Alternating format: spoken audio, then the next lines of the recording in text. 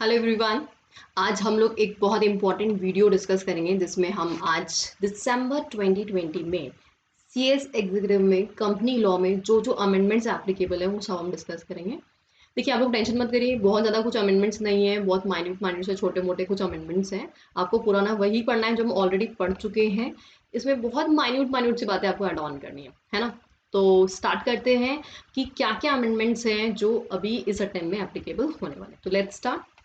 सबसे पहले आपको चैप्टर नंबर 1 में गवर्नमेंट कंपनी जो है उसमें एक छोटा सा एक्सप्लेनेशन इन्होंने ऐड कर दिया। देखिए, गवर्नमेंट कंपनी की डेफिनेशन जो है वो आपने ऑलरेडी पढ़ी है। व्हाट कि 51% एटलीस्ट जो है वो share capital central government state government ये होल्ड करते हैं, पढ़ा है हमने ऐसा। तो यहाँ पे एक छोटा सा एक्सप्लेनेशन दे दिया कि शेयर कैपिटल से मतलब क्या है यहाँ पे। तो वहाँ पे टोटल वोटिंग पावर लेना है, कैपिटल का अमाउंट नहीं लेना है, टोटल वोटिंग पावर लेना है। क्यों? क्योंकि आजकल डिफरेंट डिफरेंट काइंड्स की कैपिटल होती है, डीवीआरस होते हैं, या फिर किसी के पास हायर जो है वो वोटिंग राइट्स होते हैं। तो ऐसे डिफरेंट डिफरेंट काइंड्स के शेयर्स आजकल इशू होने लगे। दैट्स वाई यहाँ पे इन्होंने वोटिंग पावर की बात की है। ठीक है, तो देखो लेट्स सी, बिल्कुल सिंपल बोला है कि for the purpose of this clause the paid up share capital shall be construed as total voting power. That's it, बात खत्म। चैप्टर 1 में बस ये एक ही अमेंडमेंट है। Now let's move to chapter number 2, that is startup. अब है ना, आपके जो आईसीएस है ना अमेंडमेंट शीट दे रखी है ना, उसमें आप चीज़ नोटिस करेंगे कि कुछ कुछ अमेंडमेंट्स हैं जो आपके एसबी से रिलेटेड है, वो यहाँ पे दोबारा से रिपीट हो गए। तो that is absolutely not relevant, है ना। तो हम बार बार एक ही चीज़ को पढ़ें, it is absolutely not required. तो जो कंपनी लॉ पेपर से रेलेवेंट अमेंडमेंट्स हैं, इसलिए मैंने सिर्फ वही कवर किया है यहाँ पे। Got it. अच्छा, शेयर कैपिटल में एक छोटा सा अमेंडमेंट है। स्वेर इक्विटी शेयर जब हम इशू करते थे तो उसमें हमने एक पॉइंट पढ़ा था कि स्वेर इक्विटी शेयर में उनको एग्जाम्पशन था 5 साल का, 50 ईयर्स का स्टार्टअप कंपनीज को था। यहाँ पे चेंज हो गया, 5 साल से एग्जाम्पशन बढ़ा के 10 साल कर दिया। That's it. तो आपको अपनी कॉपी में क्या करना है, बस अप टू 10 ईयर्स करना है, 5 साल को कट कर देना, 10 साल लिख देना, काम खत्म। इतना सा अमेंडमेंट है। देन सीएसआर में कुछ अमेंडमेंट है। तो वहाँ पे सीएसआर की डेफिनेशन में इन्होंने जो स्केड्यूल 7 है उसमें कुछ कुछ पॉइंट्स एड ऑन किए हैं। तो क्या क्या पॉइंट्स एड ऑन किए हैं वो हम देखते हैं। देखो, एक तो कोविड-19 है तो उसके हिसाब से तो एड ऑन होना ही था कि अगर आप उसके लिए कुछ भी काम कर रहे हैं तो वो भी हम सीएसआर मानेंगे। प्राइम मिनिस्टर फंड में अगर आप कुछ भी डाल रहे हैं, पीएम केयर फंड में कुछ भी डाल रहे हैं, तो वो सब सीएसआर माना जाएगा। तो लेट्स सी कौन कौन से पॉइंट्स इन्होंने एड ऑन कर दिए। देखो, एक तो measures for the benefit of arm forces veteran, war widows and their dependents. ये पॉइंट तो उसमें ऑलरेडी था, इसके साथ कुछ पॉइंट, कुछ वर्ड्स और ऐड हो गए। क्या ऐड किया? सेंट्रल आर्म्ड पुलिस फोर्सेस, ये ऐड किया। Central paramilitary forces, veterans and their dependents including widows, तो ये एड ऑन इन्होंने किया है। Then contribution to prime minister national relief fund या फिर पीएम केयर्स फंड और any other fund set up by central government for socio economic development and relief and welfare for the scheduled caste, scheduled tribes, other backward classes, minorities and women, तो इनमें contribution allowed है। And साथ ही में कौन सा? कोविड-19। That's it. तो इतनी सी बातें हैं, 3 पॉइंट्स आपको एड ऑन करने हैं सीएसआर चैप्टर में, काम खत्म। नेक्स्ट जो है वो ऑडिट चैप्टर में है। तो वो ऐसा जो ऑडिट चैप्टर में है वो ऐसा कोई बहुत रेलेवेंट नहीं है। सिर्फ इतनी सी बात बोली कि जो कारो रिपोर्ट थी, CARO, कारो, वो एप्लीकेबल होने वाली थी, उसको उन्होंने पोस्टपोन कर दिया, 2021 के लिए। पहले 1920 में होने वाली थी, अब 2021 में कर दिया। This is what the paragraph says, that's it, और कुछ नहीं है इसमें।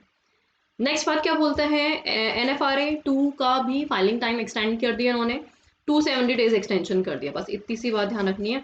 तो वो भी कोई मतलब ऐसा कोई वो नहीं है, बस एक्सटेंशन दे दिया, रिलीफ दे दिया, क्योंकि कोविड-19 आउटब्रेक है, आप एक साथ सारे काम नहीं कर पाएंगे, कंपनीज में बर्डन बहुत ज़्यादा है, टाइम पीरियड एक्सटेंड करने 270 दिन दे दिए। Got it. चलिए नेक्स्ट आगे बढ़ते हैं। लोन्स एंड इन्वेस्टमेंट का एक्सेप्शन उन्होंने बोला है कि सेक्शन 188 सब सेक्शन 1 जो है वो एप्लीकेबल नहीं होगा। 188 सेक्शन याद होगा आपको, रिलेटेड पार्टी ट्रांजेक्शन्स, RPT। हमने जो चैप्टर 10 है उसमें सेक्शन 186, 187, 188, 189 4 सेक्शंस की बात की थी। तो जो 188 है रिलेटेड पार्टी ट्रांजेक्शन, उस रिलेटेड पार्टी ट्रांजेक्शन में इन्होंने बोला किन किन पे प्रोविजन एप्लीकेबल नहीं होंगे। तो 2 कंडीशन इन्होंने दे दी, A और B। Sorry, we are having 2 conditions. पहला, देखो, गवर्नमेंट कंपनी के साथ कोई कॉन्ट्रैक्ट है तो उस पर प्रोविजन एप्लीकेबल नहीं होंगे। 188 सबसेक्शन 1 के प्रोविजन एप्लीकेबल नहीं है। Government company in respect of contracts or arrangement entered into by it with any other government company, या सेंट्रल गवर्नमेंट यानी द स्टेट गवर्नमेंट या कॉम्बिनेशन देयर ऑफ, तो उनके साथ कोई कॉन्ट्रैक्ट है तो ये प्रोविजन एप्लीकेबल नहीं होगा। सेकेंडली बोल रहा है, अच्छा ये ए वाले की बात नहीं हो रही, दूसरे की बात हो रही है, दूसरी गवर्नमेंट कंपनीज की बात हो रही है। गवर्नमेंट का गवर्नमेंट के साथ नहीं है, पहला वो लिस्टेड नहीं है, अदर देन लिस्टेड है, पहली कंडीशन। दूसरा, ऊपर जो ट्रांजेक्शन है इनके अलावा की बात कर रहे हैं, इनके अलावा की बात कर रहे हैं, ऑफकोर्स ऊपर जो आ गया वो तो आ गया, उसके अलावा की बात कर रहे हैं। तो उन्होंने परमिशन ले लिया, क्या बोलता है, government company other than listed company, तो लिस्टेड कंपनी को छोड़ देना, other than government company, other than listed company की बात हो रही है। इन रेस्पेक्ट ऑफ कॉन्ट्रैक्ट्स और arrangement other than those referred in clause A, of course clause A के अलावा की बात कर रहा है। In case such company obtains what approval of ministry or department of central government which is administratively in charge of the company or as the case may be state government before entering into such contract or arrangement, तो उनसे उन्होंने approval ले ली है तो उन पे section 188 का provision applicable नहीं होगा। ठीक है, क्लियर है। चलिए let's move to independent director. अच्छा, लैंग्वेज पढ़ने से पहले इसका बता देती हूँ, बहुत सिंपल सी बात इन्होंने बोली है। देखो, मोटा मोटा इंडिपेंडेंट डायरेक्टर कौन होते हैं, प्रोफेशनल्स होते हैं जो कंपनी में देखते हैं कि कंपनी में सही से काम हो रहा है कि नहीं हो रहा है। हम बोलते हैं प्रोफेशनली स्किल्ड है ना, जो भी पर्सन है, एलिजिबल पर्सन होते हैं। तो अब ऐसे पर्सन जो कंपनी में अपॉइंट हो रहे हैं ये चेक करने के लिए कि कंपनी में सारे कंप्लाइंसेस ठीक हो रहे हैं कि नहीं हो रही है, बोर्ड सही से काम कर रहा है कि नहीं कर रहा है। कल को बोर्ड ने कुछ कांड किया और आपने इंडिपेंडेंट डायरेक्टर को नोटिस थमा दिया तो बोलेगा यार हद हो गई है, मैं तो यहाँ पे प्रोफेशनली काम कर रहा हूँ, मेरे पीठ पीछे इन्होंने कुछ कांड कर दिया तो मैं थोड़ा जिम्मेदार हूँ, मैं डे टू डे ऑपरेशन देखता ही नहीं हूँ, I am not executive director of the company. या एग्जैक्टली ऐसे कोई टेक्निकल, जैसे मान लीजिए डायरेक्टर टेक्निकल या डायरेक्टर फाइनेंस ऐसे अपॉइंट किए गए हैं, नॉन एग्जीक्यूटिव डायरेक्टर्स हैं कंपनी के। अब वो नॉन एग्जीक्यूटिव डायरेक्टर्स हैं या फिर वो कंपनी में इंडिपेंडेंट डायरेक्टर हैं, तो उनकी जिम्मेदारी कब बनती है, प्राइमा फेसी उनकी जिम्मेदारी नहीं है, लेकिन अगर उनकी नॉलेज में उनकी कंसेंट से कांड हुआ है कंपनी में, कोई ओमिशन कमीशन एक्ट का वायलेशन किया है तो ये उनकी जिम्मेदारी है, अदरवाइज उनकी जिम्मेदारी नहीं होगी, ऐसा ये बोलता है। देखो Section 149 subsection 12 is a non-obstant clause which provides that independent director and non-executive director not being promoter or KMP, कौन सा नॉन एग्जीक्यूटिव, जो प्रमोटर और KMP नहीं होना चाहिए, उसके अलावा की बात हो रही है, shall be liable only कौन से केसेस में, in respect of such acts of omission or commission by a company which had occurred with his knowledge, attributable through board processes है ना, and which his consent or connivance or where he had not acted diligently। तो भैया आपने ढंग से काम नहीं किया, आपकी जानकारी में था ऑलरेडी डिफॉल्ट, और फिर भी आपको एक्शन नहीं ले रहे, तब तो गलत बात है ना, तब तो भुगतना पड़ेगा, अदरवाइज आपके अगेंस्ट हम कोई एक्शन नहीं लेंगे। और क्या बोला, क्लैरिफाई कर दिया इसने, clarified that at the time of serving notices to the company during inquiry, inspection, investigation, adjudication proceeding, etc. Necessary documents may be sought so as to ascertain the involvement of concerned officers of the company, and due care must be taken to ensure that unnecessarily any civil or criminal proceeding is not initiated against the independent directors or non-executive directors unless sufficient evidence exists against them। ठीक है, जब तक उनके against में कुछ sufficient evidence नहीं होंगे हम कोई एक्शन नहीं लेंगे। चलिए आगे बढ़ते हैं। Records available in the office of registrar including DI 11-12, ये चेक कर लेना, डेट ऑफ अपॉइंटमेंट कब था, डेट ऑफ रेजिग्नेशन कब था, कब छोड़ के गया, वो सब चेक कर लेना ताकि पता रहे कि जिस टाइम पे इवेंट था उस टाइम पे वो पर्सन डायरेक्टर था भी कि नहीं था। गॉट इट, सिंपल बात।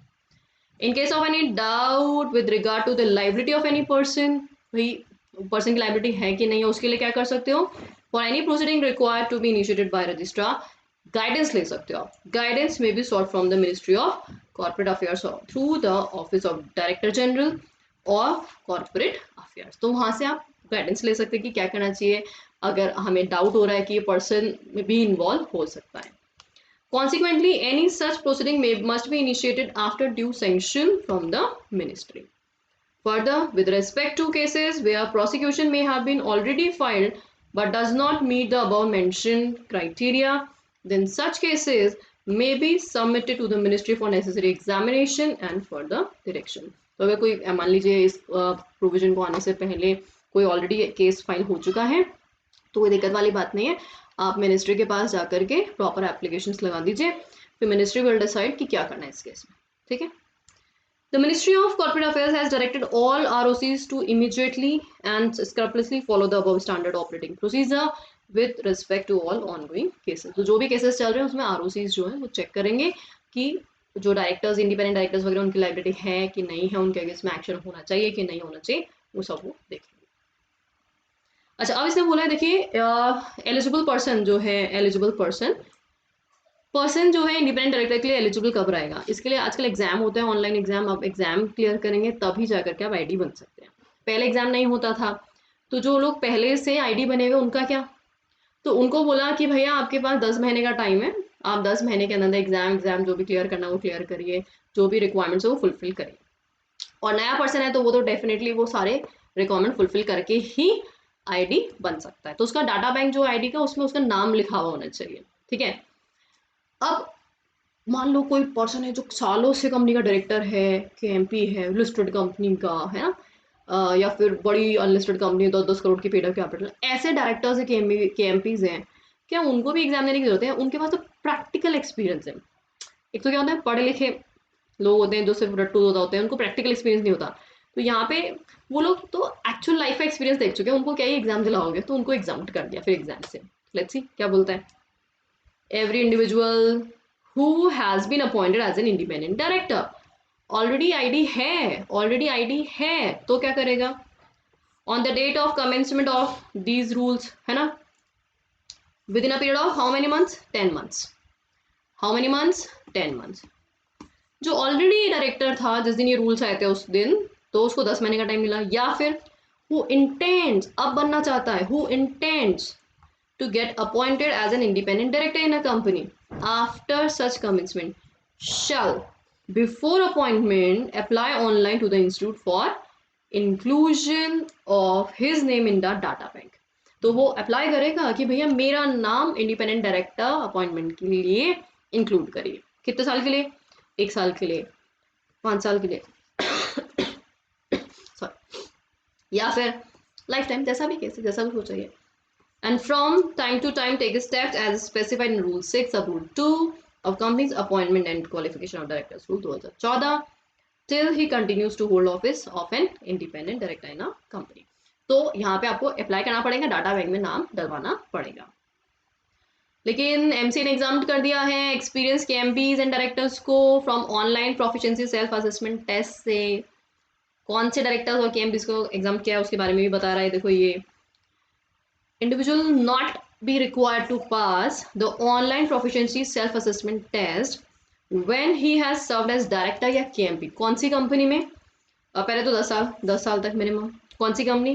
लिस्टेड पब्लिक कंपनी या फिर अनलिस्टेड पब्लिक कंपनी जिसका पेड अप कैपिटल क्या है, 10 करोड़ और मोर है, या फिर कोई भी बॉडी कॉर्पोरेट जो रिकॉग्नाइज स्टॉक एक्सचेंज पे क्या है, लिस्टेड है। तो इन सब पे अगर आप कोई डायरेक्टर या केएमपी 10 साल तक रह चुके तो उसको क्या ही एग्जाम देना, उसके पास रियल लाइफ एक्सपीरियंस है तो उसको एग्जाम किया गया, ठीक है।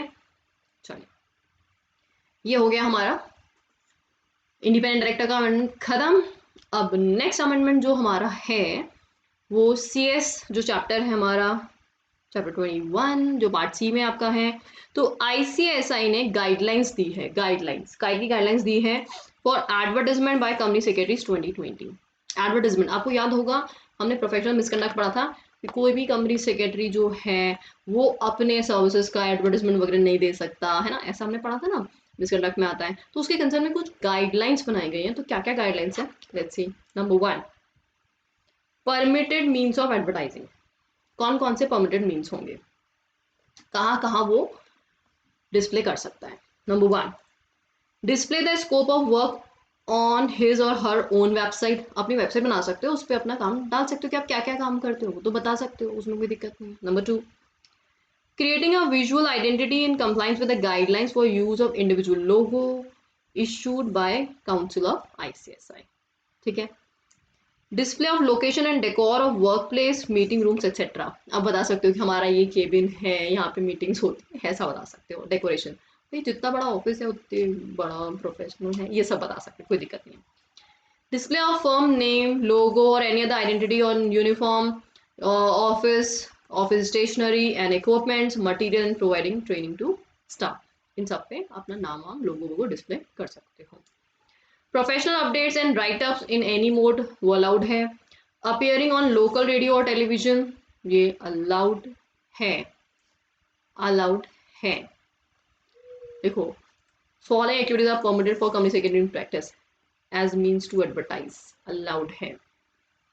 लोकल रेडियो और टेलीविजन पे आप अपीयर हो सकते हैं, अपीयर हो सकते हैं। जैसे कई बार होता है ना कि मेरे को व्यूज देने मेरे, तो भाई अब जैसे जैसे चार्टर्ड अकाउंटेंट्स वगैरह होते हैं, अपने व्यूज देते हैं कि टैक्स में क्या हो रहा है क्या नहीं हो रहा, तो आप वहाँ पे अपीयर हो सकते हो। आज मान लो कोई एफएम रेडियो पे कोई भी रेडियो जॉकी जो है आरजे आपको बुलाता है कि बताइए ये कंपनीज में क्या चल रहा है क्या नहीं चल रहा है, तो आप जा सकते हो, अपीयर हो सकते हो, बिल्कुल अलाउड है। Giving speeches, lectures at any platform, including seminars, conferences, training, programs, workshops, conventions, etc. So organized by any forum. Allowed है, of course. अपनी knowledge तो झाड़ोगे ना यार, आप experienced person हो। Holding professional seminars, conferences and workshops सब allowed है। Sponsoring any event or helping with community programs and doing voluntary work as professional for charitable organization allowed है। Social media like Facebook, Instagram, LinkedIn, Twitter, YouTube, WeChat, Telegram, WhatsApp और any other media of similar nature सब allowed है। अच्छा, अब क्या क्या allowed नहीं है? Advertisement shall not be in violation of provision of Company Secretary Act 1980, not be false or misleading, नहीं होना चाहिए। आप क्या क्या काम करते हैं वो बता दीजिए। आपने वो काम किया नहीं, जबरदस्ती बता रहे हो मैंने कंपनी का मर्जर किया है, अब तक 10 कंपनी का मर्जर करा चुका, एक का भी नहीं किया, झूठ बोल दिया, ऐसा मत कर देना। Not claim superiority over any other or all company secretaries, है ना, I am the best company secretary, oh ऐसे बोलने की जरूरत नहीं आपको। Not be indecent, sensational or otherwise of such nature which may be disrepute to the profession of ICSI, तो वो सब काम नहीं करना है ना। Not contain fabricated or false testimonials or endorsement concerning the company secretary, मतलब झूठ वूठ नहीं बोलना है, सिंपल सी बात है, सच सच बोल दो यार, काम ढंग से मिल जाएगा और क्या। Not refer the company secretaries in terms of such as specialists or experts, explanations. The advertisement shall not be self-laundry and include the words such as best, better और cheapest, ऐसे बातें आप नहीं ला सकते हैं। हम सबसे सस्ते में कंपनी इनकॉर्पोरेट कराएंगे, आओ आओ हमारे पास आओ, ऐसा कुछ नहीं बोल सकते आप। Not represent that the quality of professional services to be performed is greater than the quality of professional services performed by other professionals, दूसरों से कंपेयर नहीं कर सकते हैं आप अपने आप को कि हम ज़्यादा अच्छे से काम करते हैं, एडवोकेट्स बेकार हैं, एमबीएस बेकार हैं, हम ही महान हैं, ऐसा नहीं बोल सकते। Statement comparing one professional services to that of another is not allowed, okay? Not constitute a guarantee, warranty or protection regarding the outcome of any professional assignment. In no way indicate that the charging of fee is contingent on outcome. आपको पता है ये fees fix होती है, तो इसलिए कोई percentage या कंटिजेंट नहीं हो सकती। No fee will be charged in the absence of desired outcome, ऐसे लिखते हैं फीस रिफंड, ऐसे तो ऐसे नहीं बोल सकते हो आप, okay. Not contain any reference to the past successes or results which indicate a guarantee, warranty or protection, तो पुराने में मैंने ये काम किया, we made messages access with us meet the masters, ऐसे कुछ नहीं बोल सकते आप। हमने इन फॉर्म्स को बनाया, हमने ये काम किया, ये कंपनी ये चीज़ में नॉन कंप्लाइंस फंस गई थी, हमने उनको बचा लिया, कुछ नहीं बोलना आपको ऐसा, ओके। चलिए, not contain any humorous slogans like save rupees that's come to us, we will tell you how, ऐसे कुछ नहीं बोलना आपको, okay. Company secretary or a firm of company secretary shall not list or her services on any aggregator website such as Sulekha, OLX, Urban Clap, Just Dial, Quicker or any other aggregator of similar category. इन पे नहीं डाल सकते हैं। The company secretary or a firm of company secretary shall not join or project himself or herself itself as a member of networking associates or any multi-level marketing association or any other organization which require his or her company secretary member to add other person as member of organization or which require him or her to render such services which are not specifically approved. तो ऐसे किसी person के साथ आप partnership नहीं कर सकते हैं जो अप्रूव नहीं है, किसी और को अपना पार्टनर नहीं बना सकते हैं जो अप्रूव एक्टिविटीज नहीं है। सब कुछ हम डिटेल में पढ़ चुके थे कि आप किन किन को पार्टनर बना सकते हो या किन किन का पार्टनर बन सकते हो, तो इसलिए वो सब बातें ध्यान में रखते हुए ही आप कोई भी पार्टनरशिप करेंगे, गॉट इट। तो ये कुछ बातें जिसके लिए इन्होंने गाइडलाइन बना दी है। अब है UDIN, what is this UDIN? Unique document identification number, unique document identification number as governed by Udin guidelines shall verify the authenticity of various documents signed or certified by company secretary in practice. As per Udin guideline, unique number for identification of document attested by company secretary in practice shall be generated at the time of signing the certificate. A report which shall mandatorily be mentioned in the certificate या report along with the COP number. तो एक number आपको unique number allot हो रहा है, जैसे जैसे आधार number मिल गया, सबका सब पता चल जाएगा, सब कुछ हर चीज़ का लिंक हो जाएगा, इसलिए उडिन एक यूनिक नंबर जनरेट होता है. Next is ESIN. What is this ESIN? The employee company secretary identification number as governed by ESIN guideline shall enable the institute to identify the appointments and cessation of company secretaries. तो कौन सी company में company secretary appoint हो रहा है, अभी क्या होता है किसी भी कंपनी में कभी भी कोई भी कंपनी अपॉइंट हो रहा है, फिर वेकेट हो गया, फिर अपॉइंट हो रहा है, एक ही पर्सन जो है कहीं दो दो कंपनी में अपॉइंट तो नहीं हो रहा है, तो वो सब चीज़ें इंश्योर करने के लिए ECSIN ई नंबर उनको दिया गया है. Is a system generated unique number for identification of the company secretaries employed in particular company. जैसे डिन नंबर होता है, डिन से आपको पता चलता है डायरेक्टर कितनी कंपनीज में डायरेक्टर है, एग्जैक्टली कंपनी सेक्रेटरी को एक यूनिक नंबर दे दिया तो अब उससे भी पता चल जाएगा कि वो कितनी कंपनीज में क्या क्या कांड कर रहे हैं, है ना, सब पता चल जाएगा. Which shall be generated by the company secretary at the time of employment as a company secretary as well as at the time of demitting office in any manner. ठीक है, तो ये कंपनी सेक्रेटरी जो chapter है उसमें कुछ editions हो गए हैं, उसमें सिंपल बहुत इजी लैंग्वेज है, कुछ टफ नहीं है. उडिन और ESIN दो आपके नए टॉपिक्स ऐड हुए और साथ में आपको गाइडलाइंस इन्होंने इंसर्ट कर दिए हैं, ICSI की गाइडलाइंस, जिसमें ये बता रहा है आपको कि क्या क्या एडवर्टाइजमेंट कर सकते हो और क्या क्या नहीं कर सकते. ज़्यादा क्लियर है, एकदम अच्छे से समझ में आ गया आई गेस आप लोग को. अब हमारा लास्ट अमेंडमेंट जो बाकी है चैप्टर नंबर 12 का, वो हम देख लेते हैं. Let's see. चले अब आगे हम कंटिन्यू करते हैं. चैप्टर 12 में इन्होंने क्या क्या अमेंडमेंट्स दिए हैं, इनमें कुछ न्यू पॉइंट्स ऐड हो गए हैं. तो लेट्स सी. देखिए सेक्शन 230 सबसेक्शन 11 जो आपका था, सेक्शन 230 सबसेक्शन 11, इसमें टेक ओवर को कवर किया गया था कि सेक्शन 230 अरेंजमेंट्स का हमारा था, जिसमें टेक ओवर की भी परमिशन ग्रांट की गई थी सबसेक्शन 11 में. तो यहाँ पे कुछ न्यू कंडीशंस एड ऑन हो गई हैं. क्या न्यू कंडीशंस एड ऑन हो गई हैं, एक न्यू सब रूल 5 इंसर्ट किया गया है, जिसमें क्या बातें बोली कि कौन ऐसे लोग हैं जो यहाँ पे टेक ओवर की एप्लीकेशन लगा सकते हैं. तो पहली कंडीशन है सच मेंबर, दो कंडीशन फुलफिल करनी है, मस्ट फुलफिल टू कंडीशंस नेमली. पहली condition, such member along with other member shall hold not less than at least 3/4 of the shares. कितना?